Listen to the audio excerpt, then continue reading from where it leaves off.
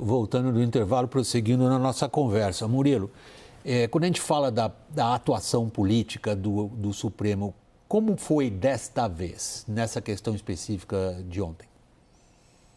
Bom, temos que olhar de duas maneiras. Primeiro, a participação do judiciário na política brasileira é a tônica deste século. Desde a eclosão do escândalo do Mensalão, o judiciário tem um papel político importante, que foi até alavancado pelas transmissões das sessões do Senado, do Supremo Tribunal Federal, e que geraram um fenômeno que quase todos os ministros são conhecidos do grande público, porque vivem na mídia, debatendo, ou falando, ou decidindo, enfim.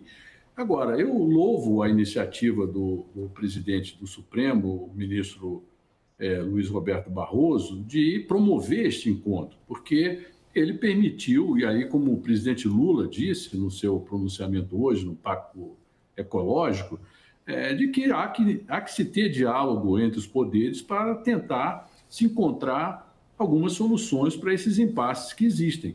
Evidente que hoje existe um desequilíbrio institucional, o superpresidencialismo de outrora não existe mais, e há aí uma acomodação das placas tectônicas que levam a esses encontros e desencontros, e o papel do Supremo foi importante para tentar estabelecer o diálogo. Não quer dizer que tenha resolvido, mas só o fato de haver o diálogo e se buscar uma solução e se propor alguns parâmetros para a questão é um avanço que devemos considerar como relevante. William.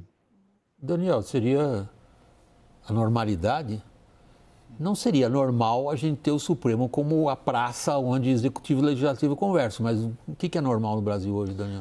Não é normal, mas por que isso existe? Porque o Supremo tem sido cada vez mais chamado a arbitrar por falta de entendimentos políticos que vão do marco temporal ao marco civil da internet, da desoneração da folha de pagamento até, como se viu agora, a questão das emendas parlamentares. E sempre com uma prática em que o perdedor nas duas casas optam por uma tentativa de apelação pela terceira ponta, aí, uma solução tricameral. O problema, na verdade, é que, e um ponto muito bem criticado nesse aspecto por Arthur Lira, presidente da Câmara, é que tem sido muitos os atores capazes de levar ações de inconstitucionalidade ao Supremo. Todos os partidos podem fazer isso, todas as associações de classe podem fazer isso. Ora, se todos os partidos podem, e não apenas os principais, qualquer partido pode ser usado como um acionista ali, uma parte de procuração, agir por procuração para contestar o Supremo sem grande desgaste político para aqueles grandes atores que estão às vezes ganhando, às vezes perdendo, mas que deveriam resolver a contenda na política. Você adora essa frase.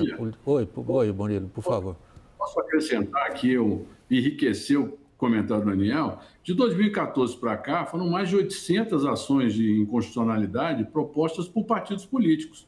A maioria pequenos partidos, a maioria partidos de esquerda, que, inconformados com resultados das decisões do Congresso Nacional, buscam o judiciário para tentar vencer no aspecto tricameral que o Daniel levantou. Então, há uma falha nas nossas instituições de permitir esse volume astronômico de ações de inconstitucionalidade promovidas por vários atores dentro do Supremo Tribunal Federal. Agora, é evidente que quando a própria política provoca a judicialização da política, é um fato que isso vai terminando se consolidando como um fenômeno institucional no país. E, por fim, é bom lembrar que essa questão da judicialização da política não é um fenômeno deste século típico do Brasil. Outros países também vivem essa mesma situação. Ok, agora, se a gente conversa com integrantes do Supremo, Caio, eles consideram que esse caso específico de judicialização foi bom para a política? Sim. Na visão deles? Sim. Bom, e mesmo porque o resultado, pelo menos imediato, tem uma leve divergência ali do Daniel, eu não vejo hoje, quarta-feira, 10h30 da noite, aquelas PECs contra o Supremo avançarem. Eu sei que a Carolina Detoni, que é a presidente da CCJ, pôs para andar, mas o maior benefício para o Supremo Tribunal Federal deste acordo de ontem é justamente suspender a tramitação de PECs que tem como alvo o próprio Supremo.